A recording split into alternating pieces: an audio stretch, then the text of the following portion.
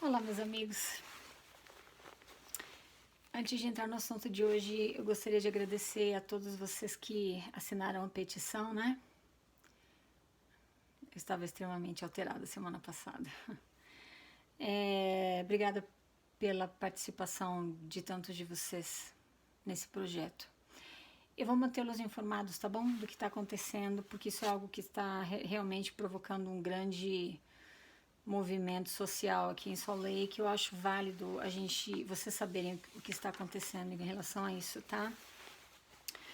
Uma segunda coisa que eu preciso fazer antes de começar, antes de entrar no assunto de hoje, é mandar um beijo para minha amiga Sheila de Campinas. Beijo, querida. Eu só falei o nome dela aqui porque ela me autorizou, tá bom? Essa semana surgiu mais um caso polêmico que vai gerar problemas para a igreja. Provavelmente isso não vai nem chegar aí no Brasil não, tá? Eu não acho que vai chegar não, acho que eles vão segurar e vão abafar por aqui mesmo. Aqui vai fazer um estrago, eu acho. Mas eu não sei se vai sair daqui não, para outros países, tá? Eu vou contar para vocês o que aconteceu porque eu fiquei chocada com isso. Desculpa. E isso ainda está dentro do assunto que nós conversamos semana passada. E acho que isso aqui não quer demais a gente conversar a respeito.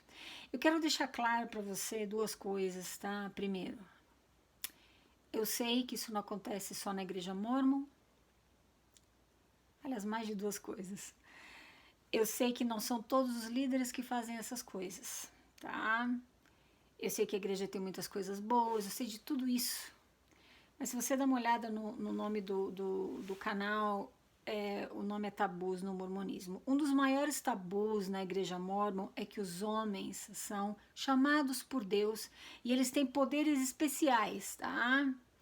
Eles são guiados pelo Espírito para te falarem o que você faz, o que você não faz da tua vida, para te punirem, para te absolverem. Eles têm autonomia sobre a vida dos membros da igreja desde sempre. Desde o nascimento até a morte, tá? Eles estão sempre dizendo o que você tem que fazer. São eles que escolhem o chamado para você. E existe essa cultura horrorosa porque você faz um convênio no templo de que você não pode criticar líderes, né? Não pode falar de líderes. Então, inclusive o presidente, agora é presidente, né? Conselheiro na primeira presidência, Dallin H. Oaks, ele disse que não é certo criticar a liderança mesmo que o que o líder fez seja errado. Só tem um nome para isso, abuso de autoridade, tá? Isso é um comportamento bem típico de líderes de seita, tá? Eles fazem, você só aceita e fica calado, não reclama não, tá? Não reclama, não critica, não questiona, tem que adorar. E se você ainda se incomodar, tiver algum problema com o bispo, se afastar da igreja, todo mundo fica te criticando e rindo de você. Aquele lá saiu porque não gostava do bispo. Que absurdo. Absurdo? Sabe o que é absurdo? É o bispo dar motivos para um membro se afastar da igreja por causa da má conduta dele. É isso que é um absurdo, tá? Vamos começar a mudar a perspectiva aqui. Vamos começar a ter a nossa própria perspectiva, ao invés de só engolir a perspectiva que eles apresentam pra gente, tá? Porque não existe mérito nenhum nisso. Só eles é que ganham com isso. Eu vou te contar aqui o que aconteceu e hoje, pelo menos, eu acredito que foi... Não foi hoje, não. Essa semana, tá? Isso acabou indo parar na mídia e tá fazendo um barulho bastante grande. É sobre Joseph Leighton Bishop. Bishop é o sobrenome dele, tá? Não é que ele é um bispo, mas o sobrenome dele é Bishop. Bom, só para te dar mais ou menos uma ideia do currículo dele, né? Como membro da igreja, ele serviu missão na Argentina, tá? Ele serviu depois, voltou para a Argentina depois como presidente de missão lá. Depois ele foi chamado como presidente do CTM de Provo, aqui na década de 80, aqui em Utah. Depois ele foi chamado para liderar um programa de bem-estar na América do Sul, não sei exatamente em que parte, mas na América do Sul. E ele também serviu em outros cargos de liderança, como bispo, por exemplo, tá? Então tá, o que acontece é o seguinte. Quando ele fez missão na Argentina, ele como missionário teve uma interação sexual com uma moça lá. Eu não vou enfeitar o pavão porque eu não gosto de sensacionalismo, eu só vou te passar o que eu escutei na entrevista, tá? Porque eu escutei a entrevista em que ele, sem saber que estava sendo gravado, ele admitiu tudo isso que eu vou contar para vocês agora, tá? O que acontece é o seguinte, tudo bem, aí ele voltou como presidente de missão lá.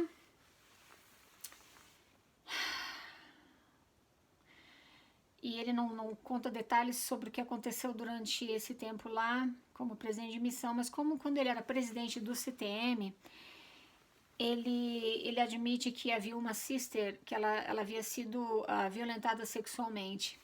E quando ela estava no CTM, ela estava sofrendo com problemas de depressão e ansiedade, ela estava suicida, se sentindo muito suicida. E ele diz que ele ligou para o presidente de área, responsável por aquela região, e pediu a ele pediu fundos, pediu dinheiro para poder prover para ela um psicólogo, né? Alguém que pudesse ajudá-la e ajudar ele também, porque ele não estava bem não, tá? Ele se autodefine como predador sexual, tá? E o 70 falou o seguinte para ele, a resposta do 70 foi a seguinte, olha, eu não posso te dar dinheiro para isso porque no discurso do presidente Boy K. Packer, ele diz que não é para usar fundos da igreja para pagar profissionais da área de saúde mental. Se o membro está com algum problema de saúde mental, é para procurar o bispo. Então, esse presidente do CTM muito querido, ele levou essa sister para morar com eles, né, na casa dele. Ele era casado, obviamente, para ela poder se recuperar e ficar bem. Ele acabou estuprando ela dentro da casa dele, tá? É claro que ela não contou nada para ninguém, porque teve mais uma sister que passou por isso. Você já vai entender a história, pode não estar fazendo muito sentido, mas já vai fazer num minuto. Teve uma outra sister que ele gostou muito dela no sentido de que ele sempre pedia para ela ou fazer oração, ou para ela discursar, ou para prestar um testemunho quando eles tinham, né, reunião assim com os missionários. E ela começou a se sentir tão especial, né? Ela pensou, nossa, ele, né? Puxa, que especial isso para mim, né? Tá, tudo bem. Essa moça, essa sister, quando ela era menina, ela foi violentada pelo padrasto dela. Ela foi violentada sexualmente por ele, ela engravidou e ela deu o bebê para adoção. A igreja tem um sistema de adoção no caso de estupro, tá? Eles incentivam que a criança seja dada para adoção e eles intermediam a adoção. Agora, olha que loucura. Ela teve que contar isso para ele poder dar a ela uma recomendação especial para ela poder entrar no templo, porque senão ela não poderia entrar no templo. Agora me diz, por que não? Qual foi o pecado dela? Foi ser estuprada, foi ser vítima de estupro, né? Já merece castigo, né? Merece punição, né? Tá tudo bem. Bom, ele já sabia que ela havia sido violentada quando era criança. E um dia ele convidou ela para ir numa sala lá e ele desceu no subsolo do CTM com ela, ele fechou a porta. Ela disse que naquela sala havia uma cama, havia uma televisão, videocassete, na época da década de 80, e algumas fitas também de videocassete. Ela disse que ele começou a aliciar ela, né? Aliciar, acho que é a palavra certa, né? Não sei. E ele rasgou a blusa dela, rasgou a saia dela, jogou ela na cama e tentou estuprá-la. Ele não conseguiu porque ele não teve ereção. Só por isso o ato sexual não se concluiu, não se consumou, tá? Ela ficou muito mal, ela não sabia o que dizer, o que fazer, ela começou a chorar, ela disse que ia contar para autoridades da igreja o que havia acontecido e ele disse para ela que ela ia perder tempo porque ninguém ia acreditar nela. Ele disse, olha bem para você e olha para mim, em quem você acha que eles vão acreditar? Ela foi para a missão, ela ficou se sentindo culpada, se sentindo um lixo, ela começou a pensar, com certeza existe algum problema comigo, porque meu padrasto me violentou, agora o próprio presidente do CTM me violentou, então eu devo ter algum problema, a culpa deve ser minha. Essa é a cultura do estupro na igreja. A vítima é culpada, sempre. Ela se sente culpada e qualquer líder que vai interagir com ela vai fazê-la se sentir culpada. Eu não escutei até agora nenhuma história de sucesso em que uma moça ou um jovem, uma pessoa foi conversar com o bispo dizendo que foi violentado sexualmente e o bispo ofereceu ajuda. Não, ele chamou aquela pessoa ao arrependimento, tá? Ela é no mínimo coparticipante daquilo, porque ela tem que seguir o profeta, né? Segundo o presidente Kimball, ela tinha que morrer, né? Lutar até a morte, mas não se permitir ser estuprada, como se existisse alguma escolha ali na hora, né? Tá, tudo bem. Ela foi pra missão, ela disse que foi muito difícil, mas ela se sentia culpada, ela não teve coragem de contar pra ninguém. Mas quando ela voltou pra casa, aqui em Salt Lake, ela ligou para um 70, tá?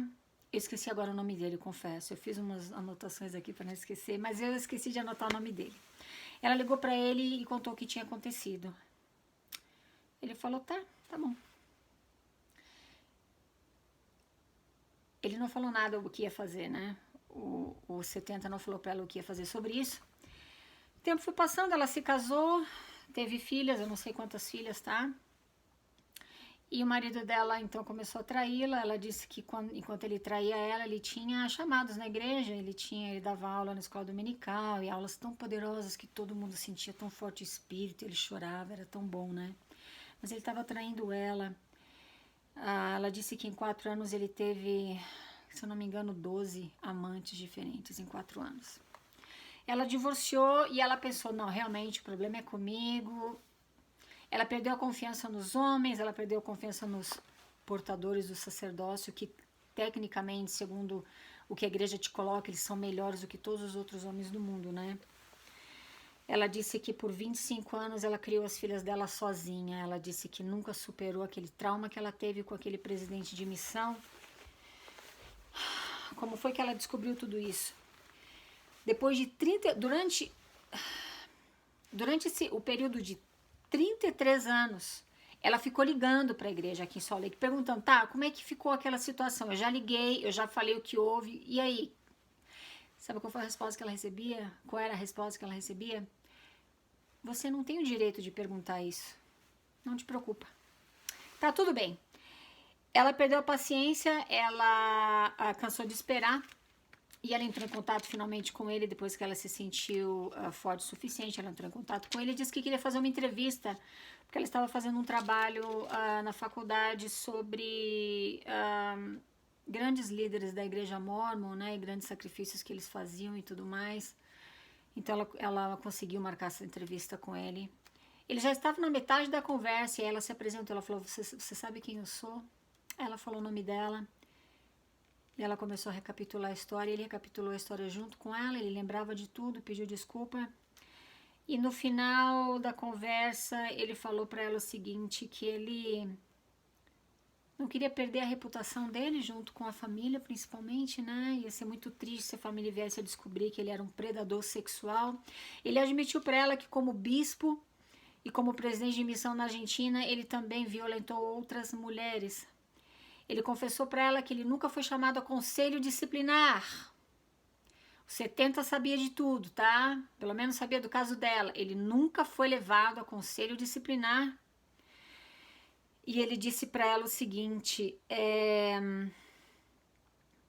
ela disse que ela já tinha consultado o advogado dela e ela pode ainda colocá-lo na justiça, abrir uma ação contra ele, né? Por crime. Estupro é crime, tá? Só para lembrar. E ele disse para ela o seguinte, para ela orar e perguntar ao Senhor o que ela deveria fazer, ao invés de confiar no advogado. Por que será que ele não orou e perguntou ao Senhor se ele deveria violentar aquelas mulheres, né? Por que será que ele não fez o que eles falam para você fazer todo o tempo? Confessa, confessa, confessa, passa pelo processo de arrependimento, confessa, eles te olham no olho e querem saber da tua vida inteira. Por que será que ele não fez isso, né?